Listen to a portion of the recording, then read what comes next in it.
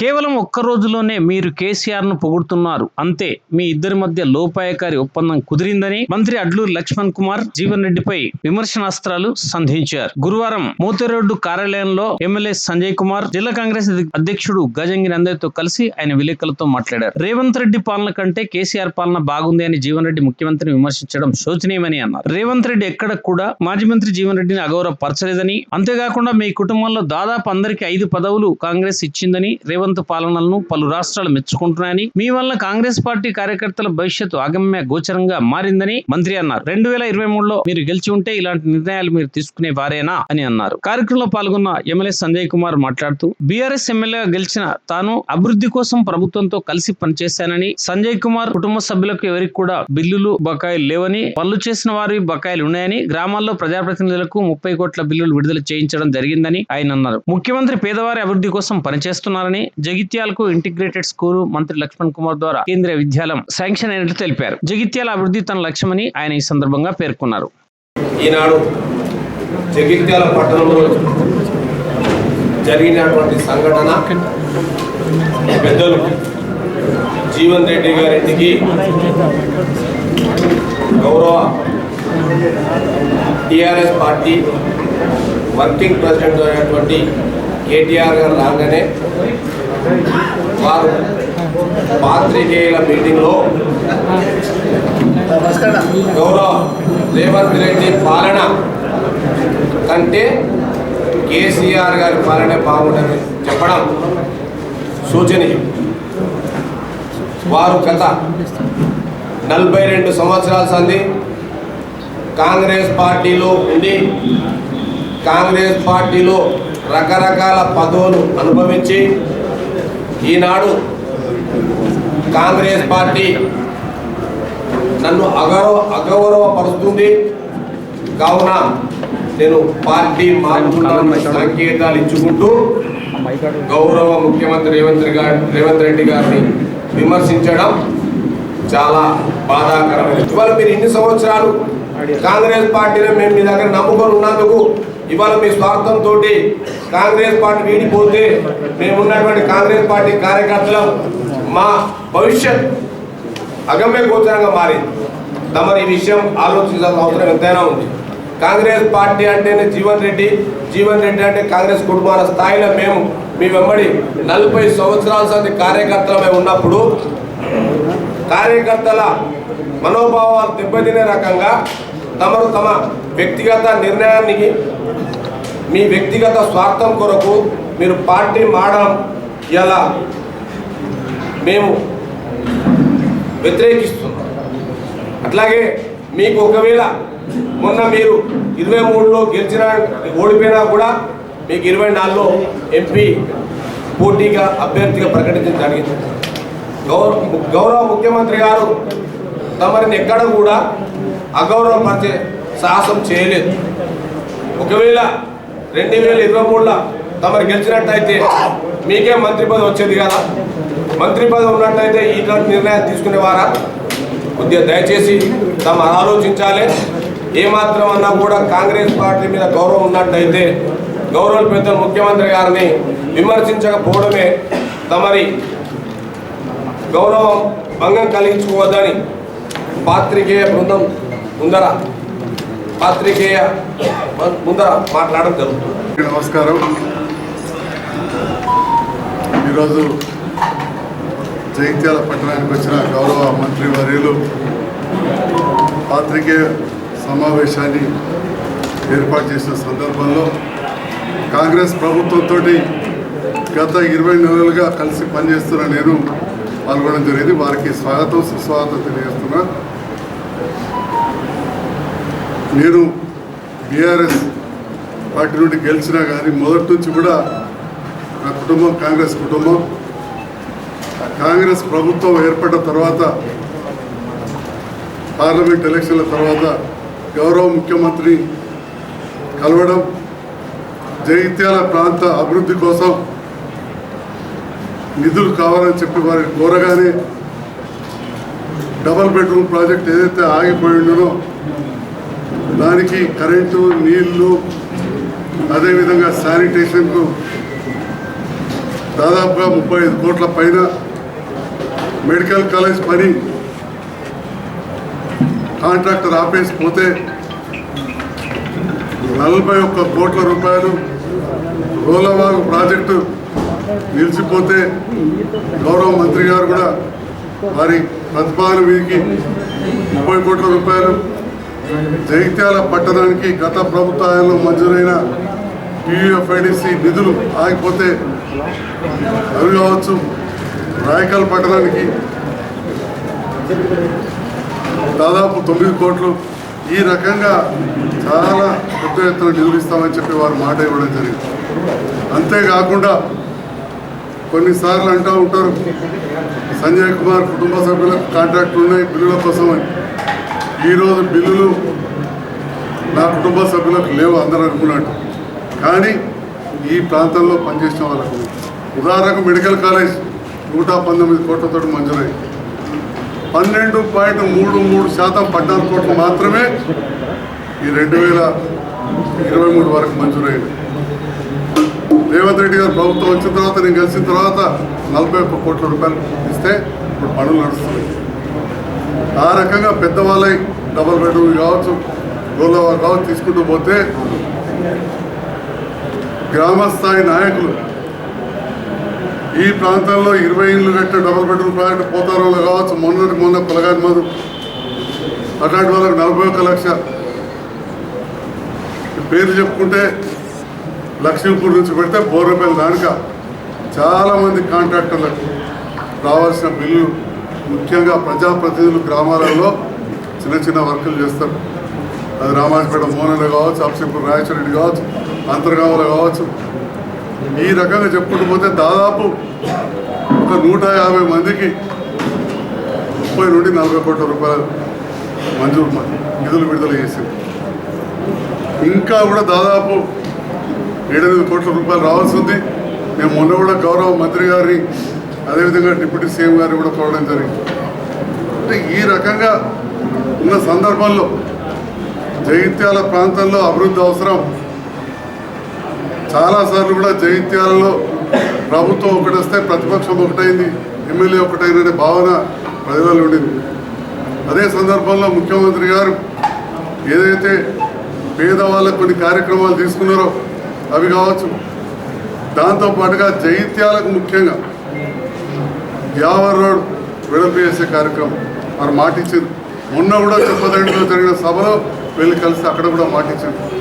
దాంతోపాటుగా మరి మనందరికీ తెలుసు కొంత ఆర్థిక ఇబ్బందులు కలిగినాయి. నేను గత ప్రభుత్వాలు అక్కడ కలిసి పనిచేసే వాటిని విమర్శించదలుచుకోలేదు, కారణాలు అందరికీ తెలుసు. ఇంటిగ్రేటెడ్ స్కూళ్ళు 66 మాత్రమే మంజూరైంది. ఆ తర్వాత మళ్ళీ ఒక 8ో 9ో ఇస్తే అందులో జగిత్యాలకు 200 కోట్లతోటి ఇంటిగ్రేటెడ్ స్కూల్ మంజూరు చేయించుకోవడం గౌరవ ముఖ్యమంత్రి గారు గౌరవం, అదేవిధంగా గౌరవ మంత్రి గారు లక్ష్మణ్ కుమార్ గారి ద్వారా కేంద్రీయ విద్యాలయం కానీ ఇంటిగ్రేటెడ్ స్కూల్ అండ్ జగిత్యాలకు స్టేడియం లేకుండా చేసారు. స్టేడియం కోసం చలిగల్లో ల్యాండ్ ఇవ్వాలని చెప్పి కోరడం జరిగింది. గౌరవ మంత్రి గారు కూడా సర్పంచ్ల ప్రోగ్రాం నాడు, కొన్ని ట్రైనింగ్ ప్రోగ్రాం నాడు కూడా పాత్రికేయుల సమక్షంలో చెప్పారు. మరి జగిత్యాల ప్రాంతం అభివృద్ధి చేయడమే నా ధ్యేయం. ఎందుకంటే జగిత్యాల ప్రజలు గతంలో అందరితో సాన్నిధ్యంగా ఉండి అభివృద్ధి చేశారు కాబట్టి చుట్టుపక్కల ప్రాంతాలలో ప్రతికూల పరిస్థితులు ఉన్నా కానీ నన్ను గెలిపించడం జరిగింది. మరి జీవన్ రెడ్డి గారు నేను ముఖ్యమంత్రి గారి కలవగానే అప్పటికి నాకు పిసిసి అధ్యక్షుడు సభ్యత్వం ఇవ్వలే, ఇప్పటికి ఇంక ఇవ్వలే. తెల్లవారే మొత్తం బీఆర్ఎస్ నాయకులు ఒక దిక్కు గొడవ నా ఇంటి మీద జీవన్ రెడ్డి గారు కించపరిచే విధంగా వారింటి దగ్గర కాంగ్రెస్ నాయకులు మొన్న రాజీనామా చేస్తున్న సందర్భంలో మిత్రులు గంగారెడ్డి గారి హత్య జరిగింది. ఆ సందర్భంలో సరిగ్గా స్పందించలేను. ఆ హత్య చేసిన వ్యక్తి ఈరోజు ముఖ్యమంత్రి జీవన్ రెడ్డి గారు బీఆర్ఎస్ నాయకులు ఎవరైతే నాకు మంచి మిత్రులని చెప్పినరో, గంగారెడ్డిని హత్య చేసిన వ్యక్తి అబ్బాయి ఈరోజు బీఆర్ఎస్ నాయకులు నాకు మంచి కలిసి పనిచేస్తామని చెప్పినరో వారితోటి ఎమ్మెల్యే రాజీనామా చేయాలని ప్లే కార్డు పట్టుకొని నా ఇంటి ముందుకి తహసీల్ చౌరస్తాకి వచ్చిన వీడియోలు ఆ పోలీస్ దగ్గర కావచ్చు, మీ మీడియా మిత్రుల దగ్గర ఉన్నాయని చెప్పి ఈ సందర్భంగా తెలియజేస్తున్నారు. అంటే అలాంటి వ్యక్తిని ప్రోత్సహించిన వారు ఇలా నీకు మెచ్చుకోండి. మంత్రి పదవి రాకపోతే బాధ, తెల్లారే ఫోన్ చేసి సంజయన మనతో కలిసి పని చేస్తున్నాడు, మీకు మంత్రి పదవి ఇస్తామంటే లొల్లంతా ఏమి ఉండకపో. లాస్ట్కి మొన్న ఉన్న మాట వారి నోటకెళ్ళి బయటకు వచ్చింది. ఈ సందర్భాల్లో మళ్ళీ కూడా నేను తెలియజేస్తా ఉన్నా, మొదటి నుంచి మా అమ్మ సైడ్ కావచ్చు, నా భార్య సైడ్ కాంగ్రెస్లో స్వతంత్రం రాకముందు నుంచి కూడా ఉన్న కుటుంబం. ఇటు మా నాన్నగారి సైడు మా చిన్నతాత ఫస్ట్ కాంగ్రెస్ పార్లమెంట్ సభ్యులు కరీంనగర్ జిల్లా నుంచి కాంగ్రెస్ పార్టీ సభ. మా నాన్నగారు ఈనాడు రాజకీయాలు లేకున్నా కానీ పార్టీ కార్యక్రమాలు మా ఇంట్లో జరిగేటి మేము పుట్టక ముందు నుండి కూడా పుట్టిన తర్వాత కూడా జరుగుతున్నాయి. ఈరోజు కూడా నా ఆఫీస్కు మంత్రి గారు, జిల్లా అధ్యక్షులు, మిగతా నాయకులు, పట్టణ అధ్యక్షులు కొత్తమోహన్ గారు, జిల్లా అధ్యక్షులు, అదేవిధంగా అత్యంత సీనియర్ నాయకులు మిత్రులు మండశేఖర్ గారు, మిగతా అందరూ కూడా సీనియర్ కాంగ్రెస్ నాయకులు రావడం అనేది చాలా సంతోషం. నేను వారందరూ కూడా హృదయపూర్వక ధన్యవాదాలు తెలియజేస్తున్నా. పాత్రికేయ మిత్రులు ధన్యవాదాలు. తెలంగాణ రాష్ట్రం ఏర్పడ్డ తర్వాత 2014 నుంచి 18 నుంచి 23 వరకు మేమే రాజులం, మేమే మంత్రులం. ఈ టీఆర్ఎస్ పరిపాలన 23 ఎలక్షన్స్ సంవత్సర కాలం ముందు ముచ్చటగా మూడోసారి మేమే ప్రభుత్వంలోకి వస్తాం, మేమే రాజ్యాన్ని వెళ్తామని చెప్పి మాట్లాడినటువంటి మాజీ ముఖ్యమంత్రి కేసీఆర్ కానీ, మాజీ మంత్రి కేటీఆర్ గారు కానీ, టీఆర్ఎస్ పార్టీ నాయకత్వం గత 40 సంవత్సరాలు కాంగ్రెస్ పార్టీలో ఒక నాయకునిగా ఉన్నతమైన స్థాయిలో ఉన్నటువంటి జీవన్ రెడ్డి గారు, మేము కాంగ్రెస్ పార్టీ ఉన్నటువంటి గౌరవ ముఖ్యమంత్రి గారిని, రేవంత్ రెడ్డి గారిని ఓడగొట్టడమే నా ధ్యేయమని మాట్లాడడం అత్యంత బాధాకరం. మొన్నటి వరకు కాంగ్రెస్ పార్టీలో ఉన్న జీవన్ రెడ్డి గారు 2014 నుంచి 18 నుంచి 23 వరకు కేసీఆర్ని కానీ టీఆర్ఎస్ పార్టీని కానీ వారు విమర్శించినట్టు ఈ రాష్ట్రంలో ఎవరు విమర్శించలే. అటు శాసనమండలిలో కానీ ఇటు శాసనసభలో కానీ అనేక అంశాల మీద వారు ఆ రోజు ప్రభుత్వంలో ఉన్నప్పుడు వారు చేసిన ప్రజా వ్యతిరేక విధానాల మీద ఈ కేసీఆర్ అనేటోడు ఈ కాళేశ్వరం దోసుకునడానికి ఈ ప్రాజెక్టు పెట్టడని అనేక వీడియోలు, అనేక సందర్భాలు ఉన్నటువంటి సందర్భంలో పడ్డాం. ఏ రోజు కూడా ఊహించుకోలేదు మేము. ఏదో అఖిల భారత కాంగ్రెస్ పార్టీ నాయకత్వానికి ఆ రోజు సంజయ్ కుమార్ గారు కాంగ్రెస్ పార్టీలోకి వచ్చిన తర్వాత నేను ఢిల్లీకి పోయిన, నేను శ్రీధర్ బాబు గారు ఆ రోజు ఢిల్లీ నాయకత్వం ఒక మాట అన్నది, ఈ రాష్ట్రంలో కొత్తగా ఎమ్మెల్యేలు తీసుకునే విషయంలో అఖిల భారత కాంగ్రెస్ పార్టీ నిర్ణయం ప్రకారమే జరిగిందే తప్ప ముఖ్యమంత్రి రేవంత్ రెడ్డి గారి పాత్ర లేదని చెప్పి మాట్లాడిన విషయాన్ని కూడా వారు గుర్తు చేస్తున్నారు. మరి ఆ సందర్భంలో బట్ట మీ అందరికీ తెలుసు ఈ రాష్ట్ర పరిస్థితి. మరి ఆ పరిస్థితుల్లో బట్ట మరి అఖిల భారత కాంగ్రెస్ పార్టీ కొన్ని నిర్ణయాలు తీసుకుంటుంది. మనకు ఉదాహరణ నేను కూడా చెప్తున్నా, 2004లో నేను ఆ రోజు మేడారం అనుకూల సాధన టికెట్ ఇస్తాను. 2004లో అలయన్స్లో నాకు కాంగ్రెస్ పార్టీ టికెట్ ఇవ్వకుండా ఇదే కొప్పరీశ్వర్ టీఆర్ఎస్ నుంచి అభ్యర్థిగా ఆడ నిలబెట్టినాడు మేడారంలో. అంటే పార్టీ నిర్ణయానికి మేము కట్టుబడి. అలాంటి సందర్భంలో పార్టీ నిర్ణయాలు కొన్ని నిర్ణయాలు తీసుకున్న సందర్భంలో కూడా వారు రావడం జరిగింది. ఆ సందర్భంలో కూడా కాంగ్రెస్ పార్టీ సంబంధించిన కార్యకర్తల విషయంలో కానీ, కాంగ్రెస్ పార్టీ నాయకత్వం విషయంలో కానీ ఇబ్బందులు ఎదురైనప్పుడు ఎవరితో మాట్లాడాలి? పెద్దవాళ్ళు పోయి ఢిల్లీ నాయకత్వంతో మాట్లాడాలి, లేదా ముఖ్యమంత్రి గారితో మాట్లాడాలి. మరి ఆ విధంగా మాట్లాడకుండా ఈరోజు నేను పార్టీ మారడానికి రేవంత్ రెడ్డి కారణం అని చెప్పి, కాంగ్రెస్ పార్టీ కారణం అని చెప్పి 2 సంవత్సరాల్లో బట్టినే రేవంత్ రెడ్డి గారి మీద ప్రజలు మార్పు కోరుకుంటున్నంటే నాకు చాలా బాధ అనిపించింది. ఇప్పుడే ప్రెస్ మీట్లో చెప్పినాం, నాకు కేసీఆర్ అత్యంత ఆప్తుడు, టీఆర్ఎస్ పార్టీలో ఉన్న వాళ్ళంతా నాకు ఆప్తులు, స్నేహితులు. నా మీద ఓడిపోయిన ఈశ్వర్ కూడా స్నేహితుడు అని చెప్పి మాట్లాడు. మాకు కూడా కొంచెం బాధ అనిపిస్తుంది. ఒకటే పార్టీని నమ్ముకున్నాం, ఒకటే జెండాను నమ్ముకున్నాం. ఇలా సామాన్య ఒక ఎస్సీ దళితుని ఈరోజు ఇంత స్థాయికి జిల్లా పరిషత్ చైర్మన్ చేసింది, ఎస్సీ కార్పొరేషన్ చైర్మన్ చేసింది, 3 సార్లు టికెట్ ఇచ్చింది, బై ఎలక్షన్తో 4 సార్లు టికెట్ ఇచ్చింది. ఈసారి ఓడిపోతే కార్యకర్తలు అవమవుతారంటే ఒకటే మాట మాట్లాడాడు లక్ష్మణ్ కుమార్. మన ప్రభుత్వాన్ని తీసుకొచ్చే విషయంలో ఒకట మరి జీవన్ రెడ్డి గారు కూడా కష్టపడి కాంగ్రెస్ పెట్టుకుని కష్టపడలేదు ఎప్పుడు మేము అనం. మరి మీరు మీకు ఇష్టం లేకపోతే, మీ రాజకీయంగా విభేదాలు ఉంటే, ఇక్కడ పార్టీ పరంగా ఏమైనా ఇబ్బందులు ఉంటే మేము పార్టీ మారుతున్నామని చెప్పండి, పార్టీ వదిలిపోతున్నామని చెప్పండి. నాకు మంత్రి పదవిని అర్హులు కాదా అర్థం. నేను ఒక్క మాట యథార్థమైన విషయం మా ప్రెస్లో చెప్తున్నాను. ఆ రోజు రిజల్ట్ వచ్చింది ఈ రాష్ట్రంలో 66 సీట్లు కాంగ్రెస్ పార్టీ గెలిచింది. శాసనసభ జగిత్యాల జీవన్ రెడ్డి గారు ఓడిపోయాడు.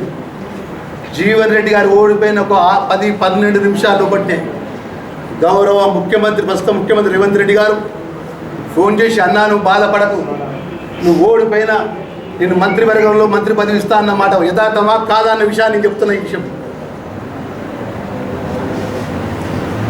గుండె మీద చేసుకొని పెద్ద జీవన్ రెడ్డి గారు చెప్పాలి. ఎందుకు బాధ అనిపిస్తుందంటే అలాంటి సామాన్యమైన కార్యకర్తలు కాంగ్రెస్ జెండా నమ్ముకుని 40 మంది ఎమ్మెల్యేని గెలిపించాడు. ఆయన ఆస్తులు జీవితాన్ని పరంగా పెట్టి ఆయన మొత్తం ఆస్తులు అన్ని పార్టీ కోసం ఇలా కాంగ్రెస్ పార్టీ నాయకత్వం అంతా కూడా కాంగ్రెస్ పార్టీ అధికారం తీసుకొచ్చుకున్నారు. పార్టీని ఊడగొడతా, రేవంత్ రెడ్డిని ఊడగొడతా, 2 సంవత్సరాల్లో ప్రజలు వ్యతిరేకిస్తారు, ప్రజలు మార్పు కోరుకుంటున్నారని మాట్లాడితే బాధ అనిపిస్తుంది. మీకున్న సీనియార్కి మేము గౌరవిస్తాం. మేము ఎప్పుడు కూడా మేము వ్యతిరేకంగా మీ వ్యక్తిగతంగా మీరు మాట్లాడేంత మర్యాద లేని వాళ్ళం కాదు. ఈరోజు మీరు పోతాన సందర్భంలో పట్ట స్వయాన రాష్ట్ర కాంగ్రెస్ పార్టీ అధ్యక్షుడు మీ దగ్గరికి వచ్చాడు. రాష్ట్రంలో క్యాబినెట్ మంత్రిగా పెద్ద శ్రీధర్ బాబుని 5 సార్లు మా ఎమ్మెల్యే గెలిచి మంత్రిగా 3 సార్లు గెలిచిన రాష్ట్ర క్యాబినెట్ శ్రీధర్ బాబు గారు, నేను జిల్లా కాంగ్రెస్ మన మేడిపల్లి సత్యం గారు, ఆది శ్రీనివాస్ గారు, మహేష్ కుమార్ గౌడ్ గారు, జరిగింది జరిగిపోయింది అన్న. ఏం పొరపాటు జరిగిందో ఏం పొరపాటు జరగలేదో రెండో విషయం. మనం అందరం కూర్చొని మాట్లాడుకుందాం.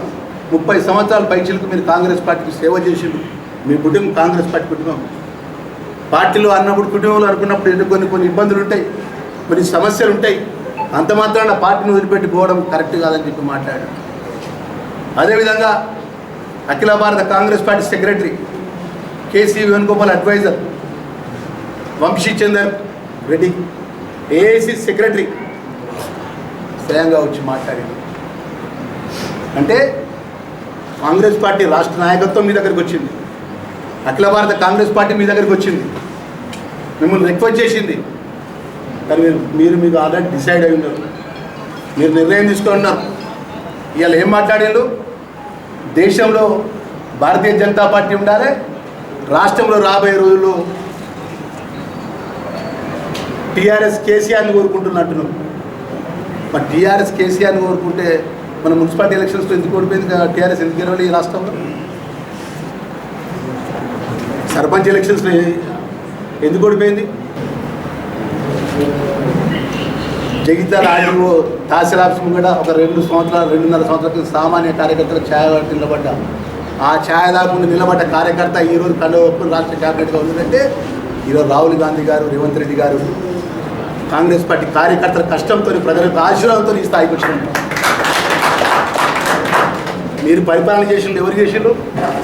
గడిల రాజు, కేసీఆర్, కేటీఆర్, హరీష్ రావు, సంతోష్ రావు, కవితక్క, జగదీశ్వర్ రెడ్డి, పల్లె రాజేశ్వర్ రెడ్డి.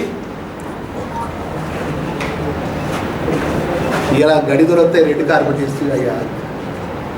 అదే గడి దొరికి 10 సంవత్సరాలు తిడుతుంది కదా, 10 సంవత్సరాలు ఎండగడుతుంది కదా.